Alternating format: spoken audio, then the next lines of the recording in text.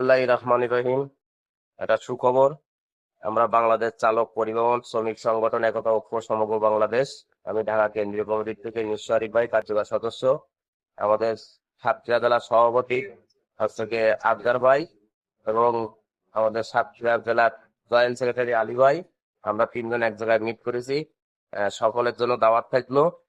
সাতক্ষীরা কালীগঞ্জ আসলে অবশ্যই চা খেয়ে যাবেন।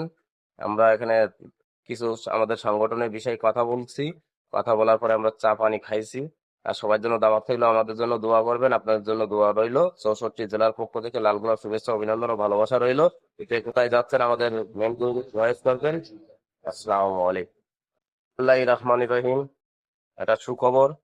আমরা বাংলাদেশ চালক পরিবহন শ্রমিক সংগঠন একতা ঐক্য সমগ্র বাংলাদেশ, আমি ঢাকা কেন্দ্রীয় কমিটি থেকে নিঃস্ব আরিফ ভাই, কার্যকর সদস্য।